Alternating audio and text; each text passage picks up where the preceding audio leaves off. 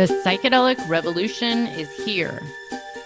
If you want to integrate your visionary experiences into your purpose, get clear on your entrepreneurial path, and help people while you do what you love, then this podcast is for you. Welcome to The Psychedelic Entrepreneur, Medicine for These Times. I'm your host, Beth Weinstein. I'm a spiritual business coach, 3-time entrepreneur, and a lifelong student of psychedelics and sacred plant medicines. You carry your own unique medicine, and your medicine is what we need for these times. This podcast will help you to share your medicine so you can create transformation in the world. Listen in on conversations with psychedelic leaders, changemakers, and conscious entrepreneurs who are living proof that a better world is possible when you follow your heart and live in alignment with your soul. Welcome back to Medicine for These Times. I am so honored to have Luke Kohen on. Luke was one of the very first people I ever interviewed a million years ago for a summit. I forgot about that. I know, and I don't even remember. I think because we have so many common connections, I have no idea how I even found you back then. But here we are, however many years later. Later, at least. I know. I was just going to say it was like almost 10 years ago. And, you know, just so incredible to watch you grow, your music take off. Here you are coming to us from one of my favorite homes, my what I call my second home, Costa Rica.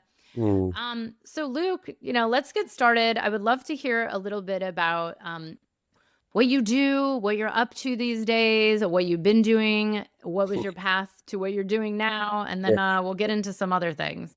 Yeah, happy to be here. What's up, everybody? Yeah, so my background comes from an early healing crisis. So I had a full breakdown at 22, which sort of kicked me onto the spiritual path, and that was about 20 years ago. So for me, it's been primarily retracing my lineages and going through lots of initiations with some really amazing teachers and many different lineages, and healing work has been my main focus, and that brought me to more to culture and eventually to entrepreneurship. So I've had a lot of different chapters over the last 20 years.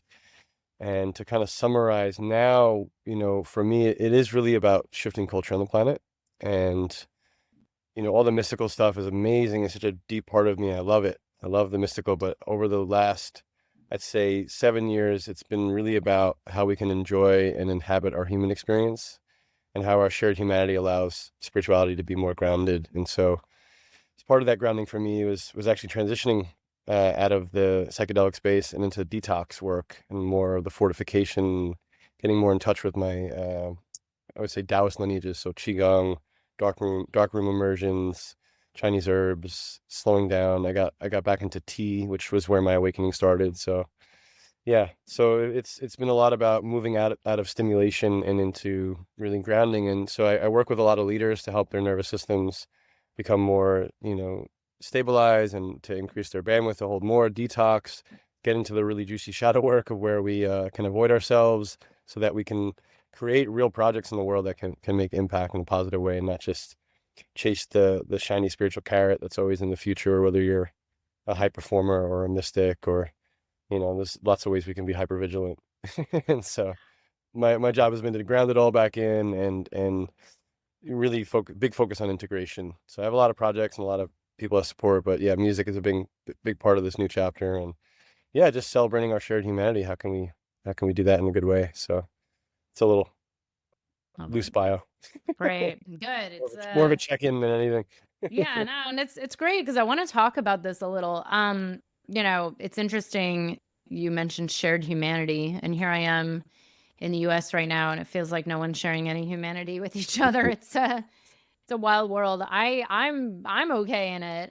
You know, it's kind of, someone said recently, like, don't feel guilty if you feel okay. And I'm like, oh yeah, you're right. But it's sad to watch, you know, it just feels like, kind of like, and it's funny, you know, as much as I love the sacred medicines and psychedelics, I hope that the path for people working with these medicines is the path inward, downward, into the earth, into the grounding, because so many people want to do the up and out, you know, the leaving, the other realms, but that's not the real work. But let's talk about this. What do you really mean by shared humanity? And do you think it's actually possible here in the West? Is this possible in the next few years or in our future in the next 10, 15, 20 years, do you think? And what does this really mean?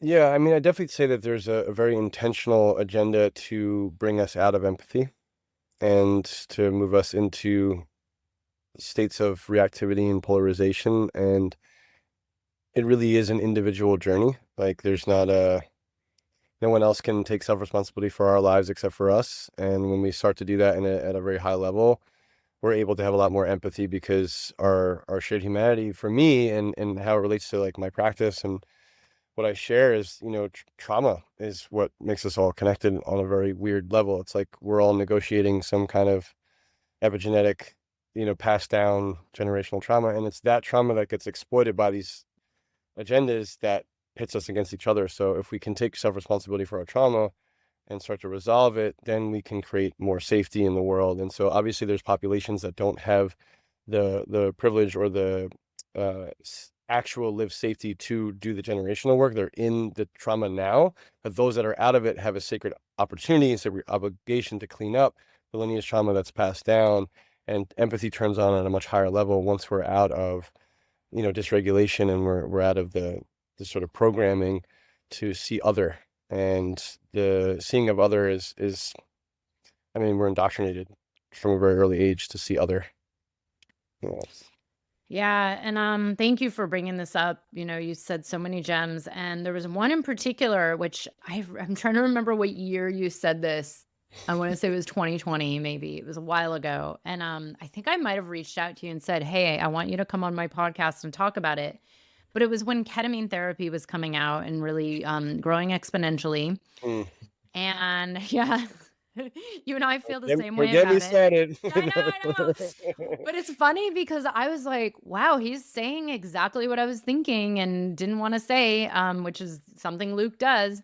Yeah. But this is and here's the thing. I always say it's like there's always two sides to everything. I think it's probably great for certain reasons, for certain people and certain levels of complex traumas and PTSD. And why is it that what's legal, what's available and ready and legal out there is just all these numbing agents, like this turning off the empathy, even though it is, an empathogen. What's the right word? Empathogen. That's a But at the a same new word. time, yeah. That's what we need. We need empathogens. But then I don't know. It's like, is it really helping or is it just another tool for tuning out and not Yeah, feeling? I mean, we have mutual friends that have a lot to say about this, and I think the main issue is recreational ketamine, and I know Mm. people that have benefited from clinical, 5 and then done, never touch it ever, ever, ever again. Um, and yet still, my whole thing is at this point is like, can we stop outsourcing source? Like there's other ways to do it naturally that will create a lasting foundation of a new lived reality of regulation without needing to, it's just very high risk. And this is where, like, depending how deep we want to go, the multidimensional side of it and the agendas, tied to compound stitches is that one. How deep And do we want to others. go? Yeah. How deep do we want to go to the narratives, because there's Well, there's definitely, I just interviewed Robert Forte, who spent the whole podcast talking about the other side of psychedelics that not yeah, anybody's really talking about. right. Yeah, so from a energy healer wisdom tradition standpoint, the elders that I trust and know, and these are tied to the Mamos and the Kogi and the Wadadikas, are warning very strongly against the use of this compound because of the synthetic nature of it and what it opens up multidimensionally. I kind of see it alongside other agendas that are designed to prep human nervous systems for AI and transhumanist timelines, and basically anything that opens us up at that level where, we call it false light in the lineages where I come from, where it's like you have this vertical line to source, and then ketamine is this kind of tilted access. So the mind disappears, which is amazing. But if you don't have a meditation background and you never experience your mind, your thoughts, sort of the cessation of thoughts through an organic process, it's like mind blowing, right? You're like, oh my God, my thoughts were gone, and it's where obviously that creates appeal, but it's a tilted axis. It's not source. It's off from source. And so there can be this illumination that hooks into the identity, and the ego's like, oh, I had this ego death, like don't even get me started on that whole thing, right? So it's just high risk. I don't ever want to speak in like the absolutes, because people's lived experience is really valuable. And I again, I know people whose lived experience of clinical use has been breakthroughs for them, but I think that there's more natural ways to get there with the right assisted therapies and other lineages. And just it feels to me like a Trojan horse into the space, from certain industries to have certain patents and certain access to certain communities for certain agendas. I love it because it's well, you're saying a little more than what I say. I just it's interesting because yeah, recreational is one whole shit show in itself, Mhm. but even therapeutic, what I started witnessing just even with, clients and former clients and clients of my clients is that the therapy became, multiple times a week doing ketamine with or without any support, and then it just kind of became like, wait a No second. integration. Yeah. Yeah, and it's also like, first of all, it's also actually physically not good to be doing that much ketamine, by the way, Right. for years. Not just for like, oh, I'm going through something, but Right. I'm like, how is this any different than taking Prozac or any other antidepressant, and Right. maybe even worse? So and I agree. Like, I think it's time that we do question everything. Like, what is the intention? There's like so much hype around so much, like even Yeah. microdosing, and it's like Yeah. there's another side to everything, and I don't think it's like what you say. I don't think the solution is just to outsource like anything that's like really found within. Mhm. And it's been very interesting to watch the psychedelic realm going in that direction. And hopefully, I do believe that maybe it eventually brings people onto this path of realizing like, oh, it's all in me. Mhm. Um, but let's get back to this shared humanity and this culture. Yeah. You mentioned trauma, and of course, I think the more those of us that have done so much deep work on our trauma can start to actually perceive other human beings as like, oh, okay, that person is not out to get me or out to trigger me, but they are Mhm. actually just, in their trauma pattern reacting like everybody else is. Right. Um, so how can we as a collective, like, what do you think the solution is for this? Like, is there a possibility that we can actually have that shared humanity? How do you Yeah, think it's going to get done?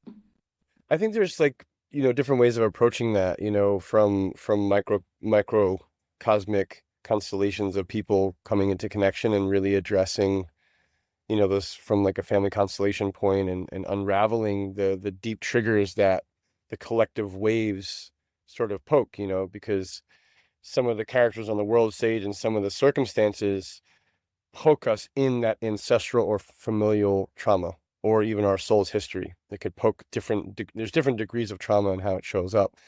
And so, there's individual work we can do, there's group work we can do, and then on a collective level, I think it's part of the sort of disillusionment and collective awakening around discovering, oh wait, there's actually some very specific agendas that are trying to create these different subgroups to be polarized by each other. Like, here's the line in the sand that's drawn, and then there's no potential empathy for the other group, because what it pokes and where the identity sort of double downs is like a non-negotiable. But if you were to take away the subject matter and just get into the feelings, you could actually end up having empathy for someone else's lived experience, by instead of, it's not so much what they believe, but why they believe what they believe. Of like, oh, I hear that you feel really unsafe and really passionate, and this is what you believe you need to do to protect your family, or whatever it is. Like, we can have empathy for each other's emotional experience, um, if we strip away the ideology and the rigid, belief systems, because it's really in identity and belief where the need to defend comes online, and people are so identified with their ideologies, which we're conditioned to be. It's part of how it's sort of the Western post-colonial world is like, literally breeds a type of narcissistic blind spot in the collective culture. And so people's identities get sort of enmeshed with their political associations or their religious or their whatever their worldview and spiritual, like unintegrated spiritual nonsense, you know? And so if we can be willing to take enough steps back to get curious about someone's lived experience, that's how we can start to repair. It's like if I were to sit down in a room with someone who was either very identified as left or very identified as right, or if they were a very, whatever they were identified with, and if we didn't talk about that and they just shared their story with me, like this is what I've survived, like I've lost my wife or I lost my kid or whatever they've been through, I would be like, oh my God, like what a beautiful soul that survived so much shit. But the moment they started talking about how they think so and so is going to save or so and so's the devil, whatever, that's where it could be like, whoa, whoa, whoa, whoa, your belief is so different than mine. I cannot relate to you anymore. But there's always a through line to how we can relate. And it's through the lived experience of pain and our shared pain that there's a possibility to have empathy for someone else's experience. But as long as we're in reactivity, as long as we're in any frequency of hate, and this is where it's very sneaky that these sort of egregores, these sort of larger spiritual forces hook into someone's nervous system or move through an individual where in their blind, and it's in their blind spot. And this is where, again, it's like, oh, wow, like that thing has overtaken your nervous system. I'm not dealing with the individual. I'm dealing with this larger spiritual pattern coming through this individual right now. Let me recognize that, take a little space and let them come back. Like, and I've had this with family. I've had this with friends where I can see their eyes change and they click over into a different state of being when the sort of the ideology button's poked and the identity comes on. And that's when you disengage. That's when you don't try to convince. That's when you don't try to defend. You just listen. You're like, wow, I'm noticing like how angry you are right now. And like I'm here to actually hear what you care about. Would you be willing to just like, whatever. It's, you have to get very tactful in how you navigate people's emotional charge without becoming a target, without becoming a place for them to just dump into your nervous system and your energy field. Like there's tactful ways of Tai Chiing energy, as long as you're not trying to convince or make wrong. If you actually want to have the experience of empathy for other people, you have to practice it. And a lot of it stems from having empathy for our own pockets of survival. Like if you haven't sat with areas of pain that you've shut away or you've tucked under the rug, it's very hard to be with the pain of someone else, right? And so again, it's going to take each individual, them doing subgroup work where, like I've been a part of a race and reconciliation circle. I don't know if over the years with my friend Swadi, who's from South Africa, it's people that want to meet the more charged content matter with the willingness to learn and grow and be exposed to people that think differently and feel differently than them and just like actively choose to discover your shared humanity. Like that's, people have to prioritize shadow work. It's not like a glamorous thing. It's not something that people would like normally seek out because it's freaking uncomfortable and confronting, especially to be like, and this is part of the phenomena of the cultural framework and systems that we're in, is that we're all our algorithms, all our thing, it's echo chambers. You're with this echo chamber, people that reinforce your little safe worldview. You're in this echo chamber. So like for me, as a unifier, as a heretic investigator, as a world bridger, I'm constantly trying to get out of my comfort zone and be in other subcultural places and ask questions and get curious and just keep an open mind and explore, oh, this is why they think what they think and feel what they feel. Like I can actually appreciate the unconscious driver to their ideology and have empathy for that, as opposed to just making their belief wrong, Oh my God.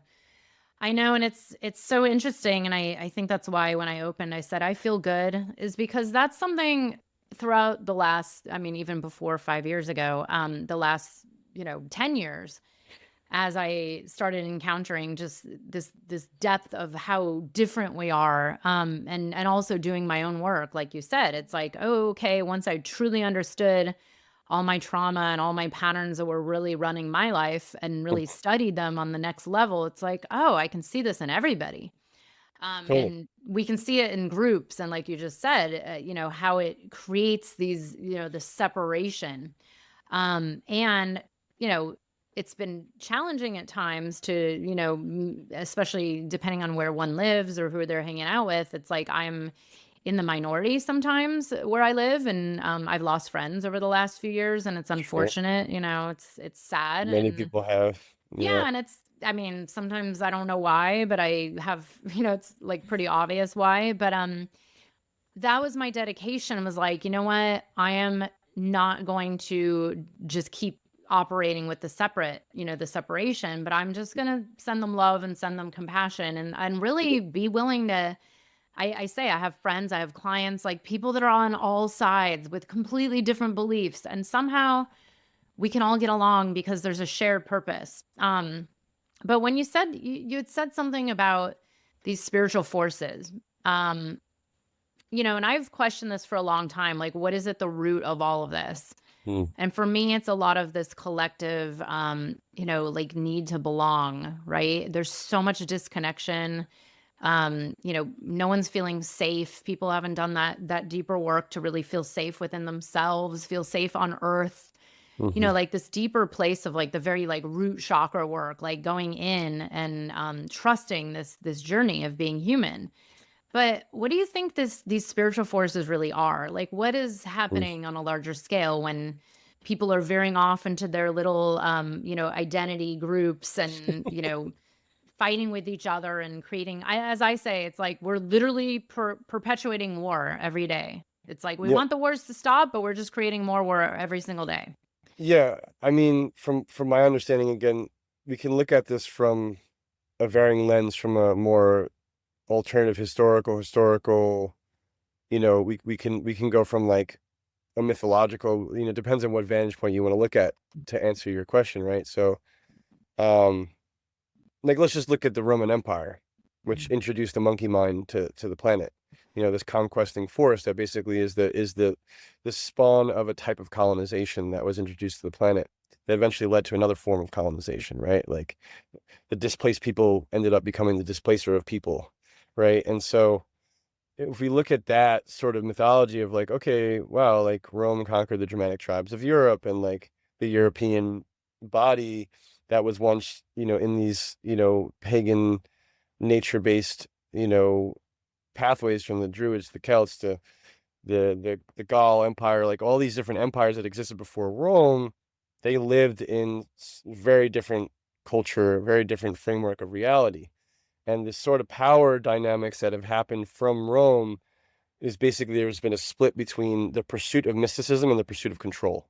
So we can kind of boil it down to this pursuit of, and when we say mysticism, meaning I want to be in harmony with creation. Let's just call it that. I want to know my place within the universe, and cultures that have this, you're raised in an initiatic process to bring you more and more into the truth of that experience. This is your place within the universe.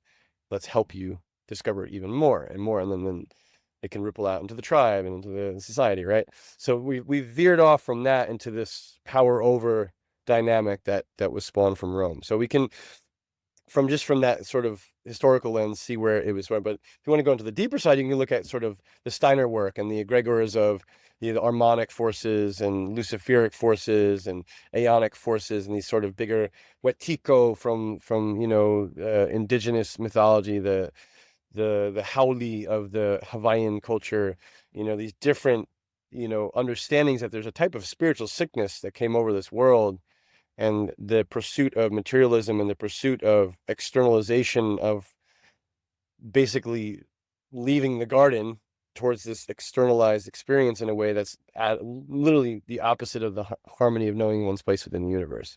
It is varying degrees of inception of waking up from a dream, waking up from a dream, waking up from a dream. So there's no memory of an ancestor. Like that's how many layers of inception that we've been in for certain generations now. What we see in the colonized world now is we see the most recent pattern of it in the last 500 years.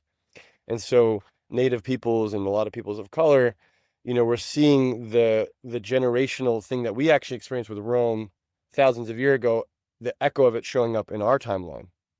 And so those of us that have had the privilege and the support to unearth our generational trauma and safety can see, oh shit, my ancestors in Ireland went through this conquesting, severing, of loss of language, loss of culture, loss of spiritual practice, loss of connection to the land, displaced. and then no memory of an ancestor, no memory of practice, no memory of. I talk about this in my spoken word. You need to hear this, tying it all back to this is the shared trauma of humanity. If we're gonna say what connects us, is the wound of colonization that goes back to Rome and how it's echoed through time till now. And so it's pretty deep because those egregores feed off of separation.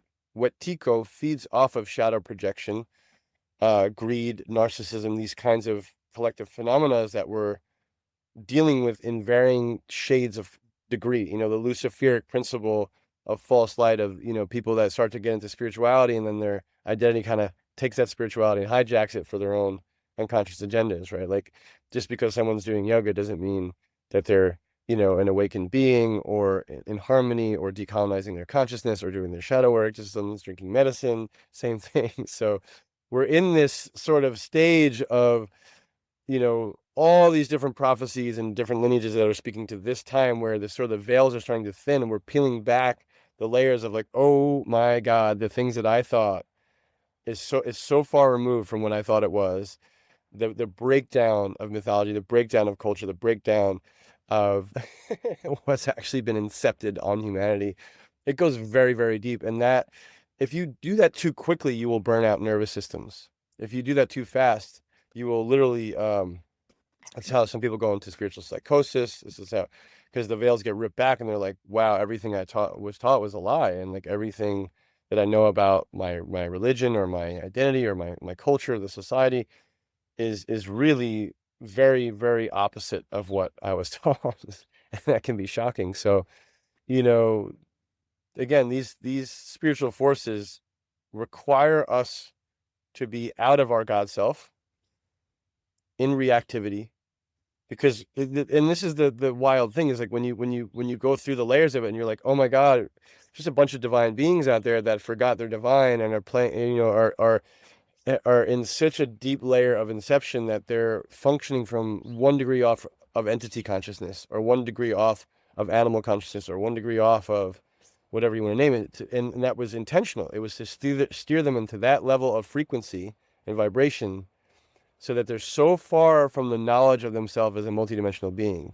Because if the collective knows that they're divine and multidimensional, those that want power, they're out of their job. They're out of, they've lost control. So all the systems that have been put in place have been designed to suppress the truth of who we are as divine beings, the level of co-creative power that we possess as souls, and the truth of our ancestral lineages. Because when we reconnect with that, we naturally want to be in harmony. We naturally want to love other people. We naturally want to provide food, shelter, show up for our fellow man. And we now transcend a certain level of duality consciousness, where we don't want to. I know that if I'm in reactivity and shadow projecting on other, that I'm feeding the egregor of Wetiko. Like, I'm giving Wetiko energy if I'm moving into greed, if I'm moving into withholding, if I'm moving into power over, if I'm moving into any of the collective shadows that have infiltrated and infested the human spirit and human consciousness. I know exactly what that feeds. So at some point, you have to break those agreements and be willing to be like, I'm not going to feed this thing anymore, and see it. And you can see it come through other people. You can see it show up into a collective group. You could see that, oh wow, that person has entered cult consciousness and is running a harem. Yeah, no, thank you. Like, they're not actually living the way that they're appearing. That's false light, right? And so there's degrees to this game. There's degrees and there's levels to this whole journey in consciousness. And the hope that I feel, and this is in my design, my motivation is hope, is to give hope to the people, is that everything that's being run on the planet, all the agendas that are being rolled out, expedite our awakening process through that sacred contrast. So sometimes if everything was just peaceful and chill, and we didn't have any conflict, we didn't have any like stressors pressing on us, there's no dynamic alchemy or tension for the soul to evolve. So we all signed up for this, whether we remember it or not. We signed up for this experience together, and we're all on the same boat, Mother Earth, in this profound moment of a transmutational process of our DNA. And so there's energies that know that we're in this moment of time, that have agendas for control and don't want us to be remembering our God self, God goddess self, our divinity, whatever you want to call it.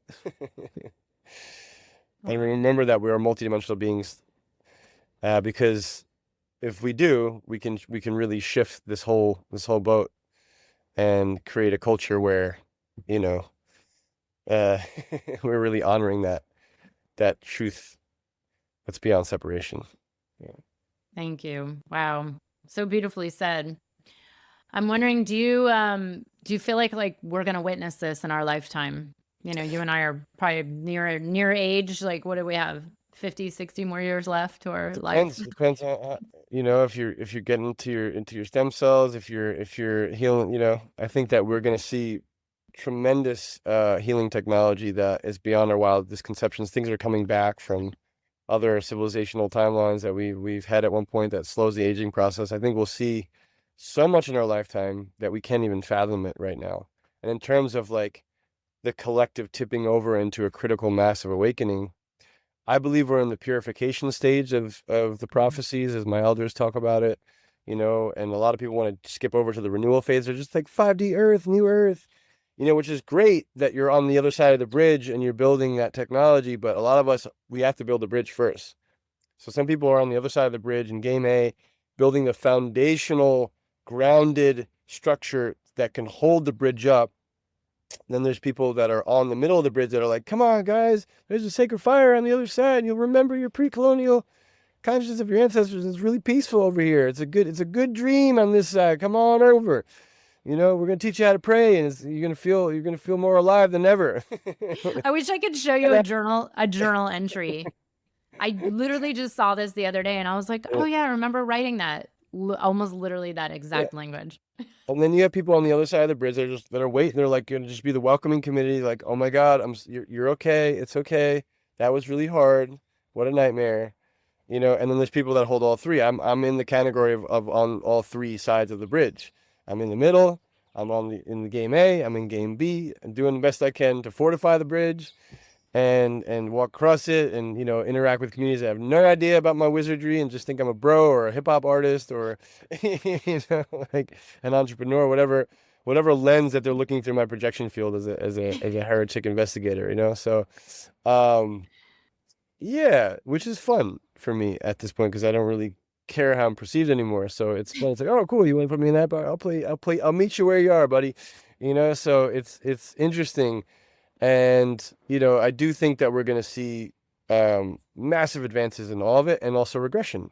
So there's going to be hubs that pop up that are really, have that level of new energy systems, of healing systems, of deep safety children incarnating into those little villages that will have no framework of war in their minds, and then horrible things happening simultaneously. So while we're in this purification stage, bringing all the mystery to the surface, all of it that has existed through time is shown up here for us to look at as a collective, and it's to jumpstart as many souls to do their work as much as possible, and if enough souls do that, we get to hold the field together. So it's really about building coherence, and there's a really good story for this evolutionary process that we're in that it's a short story on my YouTube that's more cool, but I can summarize it now. If you ever heard the story of the imaginal cells. The Yeah. goo. You know this one? Yeah, well, I know the gist of like what actually happens, but yes, I wrote Right. about it last year because I was like, oh, it's like the goo. The goo. So for those of you who And are the that cells are fighting. It's yeah, like they're fighting, yes, fighting. yeah. So I'll break it down really quick. I'll do a very Please, yeah. summarized, fun version because just for sake of time. So you have the caterpillar, which is eating its environment. So they're consuming about 40 times its body weight, which from the outside looking in, just like humanity, very destructive, right? Destroying the ecosystem. Bad caterpillar, consuming everything, destroying. And then there's something inside of that caterpillar that is the blueprint of the DNA of the butterfly. It doesn't exist. It exists as a potentiality, but it's not visible yet. And the cells that hold the blueprint of that butterfly are called the imaginal cells. And so that caterpillar is consuming, just like humanity. And then something clicks on and says, go inward. Go inward. And it starts to create this cocoon. It goes into this evolutionary transmutational process. And inside the cocoon, there is a battle between the caterpillar DNA and the butterfly DNA. And the caterpillar DNA literally thinks that the caterpillar DNA, the butterfly DNA is a foreign virus and is trying to destroy it. And the way that the imaginal cells survive the onslaught of caterpillar DNA is that they create small clusters of coherence and build healthy cell membranes, like boundaries, essentially. And as the caterpillar DNA tries to penetrate those little cell walls, they inoculate one caterpillar cell at a time. And it becomes an imaginal cell. Not like cancer, because it's not entropic, it's life affirming, right? So it's not like but it can look similarly in that sense of it's inoculating multiple cells. When it crosses critical mass, everything turns to mush. That's the goop. And that's the critical mass phase of everything inside the cocoon. Then there's this beautiful process where a new being is being formulated, and the butterfly forms inside the goop. Lungs triple in size, wings form, and then this beautiful resistance happens, and it breaks through. And now that being is symbiotic with the environment. It's a pollinator, so it's life affirming. It's no longer entropic. It's no longer consuming. It's pollinating. It's spreading. It's bringing its unique puzzle to the larger wholesome nature of the creation. So that's what we're in. That's what we're going through. It's a perfect metaphor for the evolution of consciousness and the literally transmutational process that we're in. So I trust the process, and that not in like that phrase has been hijacked by certain movements. Trust the process. But there is truth to trusting the process, not in putting your faith into something outside, but trusting life itself, that nature is intelligent and knows what it's doing, and God doesn't play with its creation. It doesn't play. And there's always a self-correcting part of the journey, and that we need to start to trust the visions that we've had placed in our own souls for what's possible. For them, as Charles Eisenstein says, the more beautiful world we know is possible. We all have our slice of that. We all have our slice of the sacred wound that we're carrying, of the unprocessed collective trauma, lineage trauma, planetary trauma, nation trauma, regional trauma, family trauma, whatever. And then we also have our slice of the sacred solution to that, within the larger pattern of creation. So it's both. And so the transmutational process is not glamorous. It is messy. It is ugly. It is purification. It is,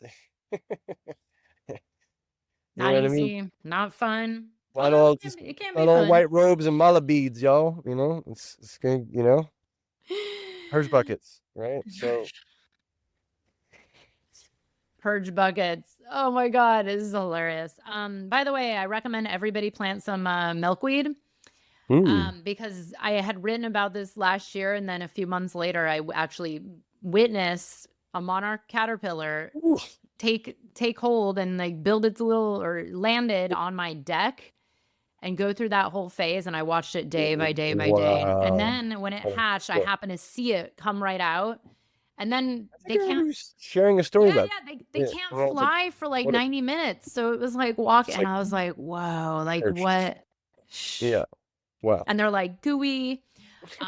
But that is a great analogy. And I think, like you just said, the trusting the process. I know it's all these really good catch terms have become, just Hijack. these, Yeah. yeah, hijacked little Instagram, and they're, now they're becoming memes, including your own. But the reality is, it is like, this is why, when I remember in 2020, when the pandemic hit, it was like, oh, there it is. Like, it was just like, oh, like, I think some of us kind of knew something was coming. It's been predicted for Mm-hmm. many years, and Mm-hmm. astrology is literally written about it. And Mm-hmm. it was just like at peace. And it's not to say I'm happy with the way the world is or happy with wars, but there is a deeper liberation with knowing like there's something at work here. Like you said, like it's like the imaginal cells, and that purge process. And I think for those that have worked with medicines and been through some kind of like actual like knowing what's happening in that purification, and this, it's not just medicine work, it's shadow Yeah. work, all the inner work. All of it. And some people, are going to be called to the front line side of it in the physical world, on the ground, setting boundaries with these old energies. They're being like, no, caterpillar, you cannot eat this tree anymore. Boundary. Like, and other people are going to be doing it in consciousness, and in, planting seeds of awareness inside of that caterpillar, and it starts to metamorphosize into a butterfly, right? So there's degrees of density, and we have different stations in creation. Some people are assigned to a very frontline existence, and I've been in phases of my journey where that was what called me. The kind of activism that I was being asked to do at that time, and fight for our water, and the reality is, it's like, you see it on Instagram right now. You'll see, like, oh wow, like the fires in LA, or oh wow, the hurricanes in Asheville, until that phone is in your backyard. And so none of us is going to get out of this fully unscathed from the changes that are coming, whether that's emotional, physical, spiritual, or otherwise. And that alchemical process is profound. And we get to learn how to work together. Like the silver linings of, like, Asheville, FEMA was like, whoa, y'all are one of the most resilient communities we've ever seen. The level of organization that happened there. LA, people come together, it's like, and what was happening during that time, as an example of Asheville, you had right-wing people and hippie liberal, like, and they're just all having a barbecue together, like feeding each other. You know what I mean? Like, all that shit goes out the window when there's like a real catastrophe. So again, every agenda that comes to try to mess stuff up, only quickens our the higher qualities start to come through in crisis. You get to really see what a community is, what a culture is in crisis. And there's systems that are not going to last and endure, and they're going to fall away. And a lot of people are going to have a hard adjustment period. If you're very dependent on comfort and Amazon deliveries and other things, and you're going to have a pattern interruption eventually. Get ready, to the Western world, get ready for some real inconvenience, y'all. Pattern interruption. That's a good way to put it. I just figure, like, you know what? If it really takes us to get to that point of, like, the brink of destruction. Yeah, like, we need to be pushed to the ultimate edge, because it's true for those of us. I mean, I remember I've lived through a lot of crises, oddly, like, major earthquakes, 9/11, the blackout in New York City. It was like, we all get along when it comes down to human survival in community. And it doesn't matter what side you're on when it's like a storm, or everybody loses power, or everybody's out of food. And that's where Asheville was like, yeah, well, we have to figure it out, because what are you going to do? Like, not give water to your neighbor because they support Trump, like, God help us if we get to that point, but which maybe, who knows? I mean, I think there's intentions to bring people to that level of reactivity. And again, for people that are identifying in that, if you are in reactivity at that level, you are in a level of entity consciousness. You're in an animal vibration. You're not in your humanity anymore. Sorry. And so there's a lot of justified viciousness based on, that if the perpetrator, victim, rescuer triangle is the karmic entanglement, is the samsara of humanity. And we have to each be willing to break the cycle of that. So in order to participate in the potentiality of our divine expression. Like, we all have that latent potential in us, every single human being. Even Trump, even Biden, they have that latent potential inside of them. Is it something that they're tending to? Probably not. But that potential lives there, and so we really get to hold a very powerful stance inside of consciousness, and be willing to see that divinity in other people. It's very difficult at times, I still get triggered. I still, you're online and someone's You get triggered, yeah. Yeah, it's like when someone's like, my triggers are like when someone's completely oblivious of their own space, and they're just like wander into when you're like shopping, and they're just like in their own world, and they're like, oh, sorry, you didn't exist, because they're just in their own world. Like that, the lack of awareness, no presence whatsoever. Yeah, it's like a version. It's symbolic for that in another regard. I get angry when I drive sometimes. Like, the New Yorker comes out, what are you doing? I'm walking over here. It's like, we all have a version like, I'm walking over here. We get like, hey, I exist. We're coexisting in time and space. Please be aware. There are other human beings here. It's not just about you. Again, it's like the blind spot of narcissism, Oh my God. And we all got our little slice of it, and we get to work it out. So anyway, I think we're getting to that time. No. It's funny because online, you've been very just outspoken for ever since I've been following you, like not afraid of what people think and be willing to say things that are maybe uncomfortable for a lot of people. And yeah, people react without reading the whole thing or without knowing who you actually are. And I mean, I even get this, and I'm not even like half as controversial as you are. And I'm like, wow, I where don't did even you? think about these things. I'm not like, am I really that controversial? I I forget. mean, but you know what I mean. Like, I don't really like stir people up enough, which is why I don't have as many followers as you have. No. But it is interesting because people just jump to these conclusions. I mean, this is where I've lost even friends, like sadly good friends that just wrote me off, like because I shared, multiple RFK posts or whatever it Yeah. is. Mhm. But yeah, and then, I'm curious, like the internet, and I made a joke to you, I think just yesterday or the day before, where it was like, hey, you're still on Instagram. Like you and I and a lot of people we know are out there, like, kind of with this probably weird relationship, right? Like, how do we interact with media and technology, especially as the world changes, with AI and God knows what's going to happen next? It's What's real. your relationship to this, and how do we, again, like be in right, like walk with it skillfully, where it's like, okay, it Yeah. could be used as the bridge communication, right? Like the Right. bridge, the role, which is, by the way, how I've seen it since day one, is like, oh, Right. it's here as this beautiful tool for awakening. And it's also a beautiful tool for showing Yeah. us our demons, right? Yeah. I mean, there's a really good podcast on the Emerald episode Mm. about the like guardians and Oh, yeah. gatekeeper. I forget the name of it, but he talks about getting into Instagram like almost like prayer and ceremony, like you're going into like an astral dimension. Just be really intentional. Like my whole thing around it is if you're not adding value or learning, get out. If you're Well, not there to most people connect are and just be consuming, right? yeah, well that's Consumers. what I mean. So you talk about having a healthy relationship with it. There it is. If you're not learning or adding value or in actual connection, get out. And so we have to track our own, like the dopamine level stuff is real. I mean, I've had my phases of being completely addicted and having to be like manage it, like, take long breaks, get out in nature. It's all about a balance. But you're right, it is a tool. And I think that there's gonna be a population of people. I mean, during one of the good things that happened during the panini was that a bunch of people started to garden, you know?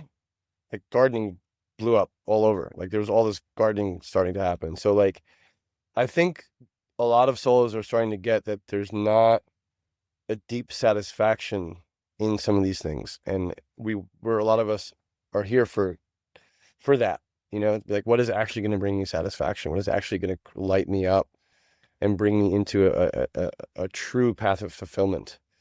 And there's only so much interfacing with technology you can do in a day without it having like a negative impact on your neurology and biology and so yeah, it's each of us to manage, especially those who are neurodivergent on any level. Like it's high risk. You have to manage it. Yeah. Yeah. Also, neurodivergent. That's an interesting one. I'm like, like, what does that really mean? Because doesn't I feel like all of humanity is, quote, neurodivergent. So is it divergent Well, you from have anything? neurotypical people. It's like, You have brains that are not divergent. Yeah. I think we all have like the who? capacity Yeah. for to be psychic, and You know. we all have different skill sets of levels of intuition that we have on lock, but there are different brain type wirings, just like there's different human design sort of, some 3% of the population are reflectors, Mm. 30% are projectors, 70% are generators. It's we get to honor the uniqueness and the similarities, like unity and diversity. It's and learn that about ourselves and each other. Yeah. It's actually where the juice is. You know, Yeah. why I What's love your human human design. design? I'm a 5/1 manifesting generator, emotional authority. Yeah, Manifesting generator in the house. American. Here to do at least 8 things. And that's trimmed it down from 16 to 8. Oh my God. It's like, it's so intense. I'm like, gosh, I have to remind myself to say no to some things. Oh yeah, just because But you I can don't deliver know. for It's like I thrive off of it. I can like I don't even know. I have so much space. My life is very spacious and it's so like full that I'm like, "Oh, this is just that path," Like I'm like, "What would I be like if I only had one thing going on?" Totally. I get jealous people that have like that one niche and like, I just do this. And I'm like, good for you. I'm too multidimensional. I'm like, oh my God, here we go. Well, But let's jump let's and we can bookmark it. revisit this another time. Maybe I'll see you in Costa Rica. If you're only going to be there a month, who knows? I might be there Yeah, sometime in the next few weeks. But you posting. Yeah, Luke, it was so good to finally catch up. yeah, awesome. Very, very enlightening and informative. And hopefully you'll still be on social media when this comes out so people can follow I you. will. I will.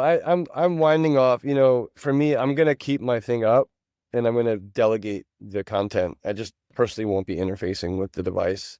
That's my over the year, but I need to train up my assistant and do all that kind of stuff. So my goal is to be off there, not interfacing, but still adding value. And I have a free community for those of you listening. I can't have this level of conversation on IG. Like I can't. Yeah, yeah. And so I have to be off there to be able to talk about things that really matters to me. So Well, send me yeah, the link to your free community and we'll promote it for this with this. 'Cause sounds I don't good. remember where it is, but All good. You can just go through all my stuff. It's all there. thank you Yeah, so much, Luke. It was so good to talk to you. And yeah, let's be back in touch very soon. sounds Have a good. Appreciate beautiful you, day. Beth. Thanks everybody for Appreciate listening. you. Bye. Bye. I hope you enjoyed the episode. If you're feeling inspired, I'd appreciate it if you showed your love with a review. And check out my YouTube channel where you can find the video version of this podcast. You can also head to bethaweinstein.com to learn more about me and grab my free business growth trainings. Remember, you carry your own unique medicine, and your medicine is what we need for these times.